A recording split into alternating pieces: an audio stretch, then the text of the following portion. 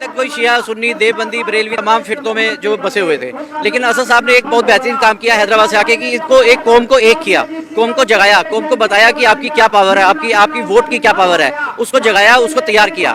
सबसे पहले बैरिस्टर आए थे, गांधी जी बना के उनको महात्मा पिता गांधी जी बना दिया गया। फिर अम्बेडकर साहब अगर बैरिस्टर आए तो उनको संविधान रचयिता बना दिया गया। मैं तो ये कहूंगा कि अब बैरिस्टर और दिन ओवैसी आए हैं तो इनको आप प्रधानमंत्री बना दीजिए बस।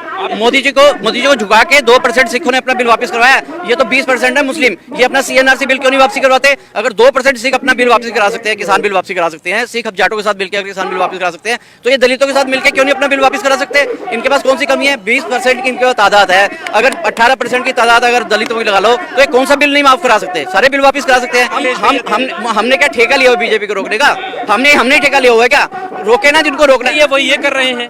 और खासकर आप जो सिख समुदाय से ताल्लुक रखते हैं, आपको क्या वजह लगी जो आप AIM आए? देखिए, मेरे को 7 साल हो गए के अंदर आए हुए, और मैं तो इतना ही जानता हूँ कि जो असद साहब जो कर रहे हैं वो शायद ही कोई और कर पाएगा, क्योंकि इन्होंने जो सबसे बड़ा काम किया मुस्लिम कौम को एक करने का किया है, क्योंकि मुस्लिम कौम एक नहीं थी।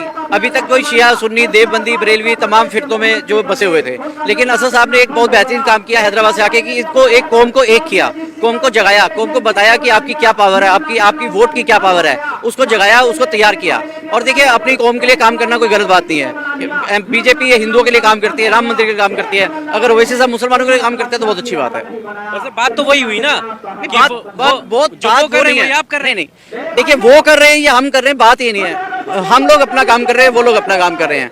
जो अगर जो सच्चा मुसलमान है, 5 वक्त का नमाजी है, जो बैरिस्टर दिन ओवैसी हैदराबाद से चल के आ रहा है, अगर आप बोलते हो वो काम कर रहा है, तो अगर वो काम है तो ठीक है, बहुत बढ़िया काम कर रहा है। मैं तो ये कहूँगा सही काम कर रहे हैं, बहुत बढ़िया काम कर रहा है, मुसलमानों को एक कर रहे हैं। शोषित वंचित जितना पिछड़ा हुआ वर्ग है, जितना भी पिछड़ा हुआ वर्ग, अम्बेडकर वर्ग हो गया, चाहे शोषित हो गया, सबको एक कर रहे हैं। सबको बता रहे हैं कि आपके अधिकार क्या है, आप अपने अधिकारों को जानो और अपने अधिकारों को पाओ और अपने संविधान की रक्षा करो।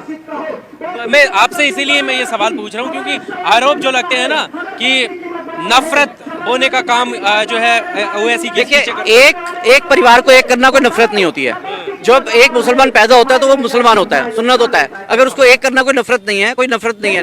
जो लोगों को नफरत लग रही है उनकी जहन अलग है, उनकी सोच अलग है, उनको नफरत दिखाई दे रही है। लेकिन असद साहब अपना काम कर रहे हैं, 5 वक्त के नमाजी हैं, उनको जो अल्लाह ताला ने काम भेजा है वो अपना काम पूरा कर रहे हैं और बखूबी कर रहे हैं। और मैं कहूँगा कि कई कौमों तक, कई पीढ़ियों तक इसको याद रखा जाएगा। कई पीढ़ियां इसको याद करेगी कि असद ओवैसी को हमारे पास आया था। मैं तो यही कहूँगा कि अभी जब सबसे पहले बैरिस्टर आए थे, गांधी जी बना के उनको महात्मा पिता गांधी जी बना दिया गया।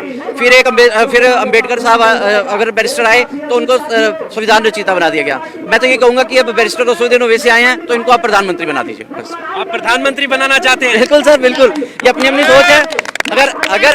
अगर बैरिस्टर हमारे पास आया है तो हम बैरिस्टर को, और हमारे पास वोटिंग पावर है ना, हमारे पास दलित अगर हमारे साथ मिल जाए तो प्रधानमंत्री बनना कोई बड़ी बात नहीं है। ये तो आप भी जानते हैं, मीडिया आपके पास है, आप तो सारे देखते हैं। और देखिए, वोटिंग पावर है, अगर मोदी जी अगर PM बन सकते हैं वोटिंग पावर से, तो ओवैसी साहब क्यों नहीं बन सकते? अगर ओवैसी साहब बन सकते हैं तो इनको सबको यही समझाने आए हैं कि अपनी वोटों को पहचानो। आज अपना MLA निकालो, फिर अपना MP निकालो, फिर अपना PM निकालो। क्या कुछ बदलाव हो जाएंगे? बदलाव, जो पिछड़ा वर्ग है, जो शोषित है, जो वंचित है, उसका विकास होगा, उसको एक अधिकार मिलेगा, एक पावर आएगी। आज अगर आप देखिए, 2 MP अगर हमारे हैं, आज एक असद साहब और एक इम्तियाज जलील साहब, 2 MP होने के बावजूद उन्होंने CNRC का बिल फाड़ा, असद साहब ने बिल फाड़ा, ट्रिपल तलाक के ऊपर उन्होंने बात रखी, जितने भी मुसलमानों के मसले थे उनके ऊपर बात रखी। अब 2 हो गए हैं। मैं कहूँगा कि ऊपर वाला जो है यहाँ से MLA बना के भेजे, यहाँ से 40-50 MLA यहाँ से निकल के जाए, 40-50 MLA और निकल के आए, पश्चिम से निकल के आए, उत्तर से निकल के आए। 100-150 MLA जब विधानसभा में जाएंगे, जैसे 2 MP वहाँ शेरों की तरह गरजते हैं, तो यहाँ के MLA भी विधानसभा के अंदर गरजेंगे। आपने CA-NRC की बात करी, मैं दर्शकों को बता दूं कि CA-NRC आंदोलन जो चला था, ठीक, CA-NRC आंदोलन जो चला था उसमें अहम भूमिका DS बिंद्रा जी ने निभाई थी।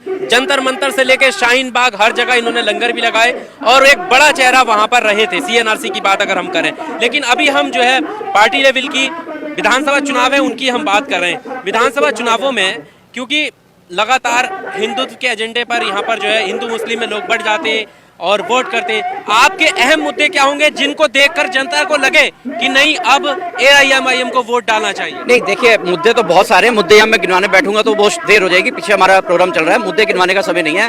हमें सबसे पहले मुसलमानों को मुतहिद करना है, उनको एक करना है। सिर्फ मुसलमानों को? मुसलमानों को, शोषित को, वंचित को, पिछड़ों को। उसमें सिखों को क्यों नहीं? सिख तो है ही 2%। सिखों के पास, सिखों को किसी के साथ जुड़ नहीं है। सिख 2% थे, 2% सिखों ने किसान बिल वापस करवाया, बैरिकेड उठा उठा के फेंके हैं। उसमें भी तो मोदी जी को झुका के 2% सिखों ने अपना बिल वापस करवाया। ये तो 20% है मुस्लिम, ये अपना CNRC बिल क्यों नहीं वापसी करवाते? अगर 2% सिख अपना बिल वापसी करा सकते हैं, किसान बिल वापसी करा सकते हैं, सिख अब जाटों के साथ मिलकर अगर किसान बिल वापस करा सकते हैं, तो ये दलितों के साथ मिलकर क्यों नहीं अपना बिल वापस करा सकते? इनके पास कौन सी कमी है? 20% की इनके पास तादाद है, अगर 18% की तादाद अगर दलितों की लगा लो तो ये कौन सा बिल नहीं माफ करा सकते? सारे बिल वापस करा सकते हैं। इनको यही जगाने के लिए तो असद साहब समझा रहे हैं कि आपकी जो पावर है, अपनी पावर को पहचानो। अगर 2% सिख अगर किसान बिल वापस करा सकते हैं तो 20% मुस्लिम अपना CNRC का बिल क्यों नहीं वापस करा सकते? यही इनको समझाना है। जब इनको समझ आ जाएगा तब ये अपना बिल भी वापस कराएंगे और ये हकदारी भी मांगेंगे, अपनी हकदारी भी मांगेंगे और अपनी सियासत के अंदर अपनी पहचान भी छोड़ेंगे। अच्छा बिंद्रा जी, अच्छा नहीं लगता कि यहाँ पर आप बात करते मुत्तहिद होने की, सिर्फ मुस्लिमों को ना हट के कि हम सबको, सारे हिंदुस्तानियों को हमें इत्तेहाद करना है? मैं तो देखो, मैं तो सिखों को भी अपील कर रहा हूँ, मैं सिख भाई को अपील कर रहा हूँ कि सिद्धू यूनिवर्सिटी के भाषण को सुनिए, उसको पहचानिए, आप वो क्या बोलते हैं उसको सुनिए। जब आप सुनेंगे तो आपको आपका माइंड चेंज होगा, आपका माइंड सेटअप होगा।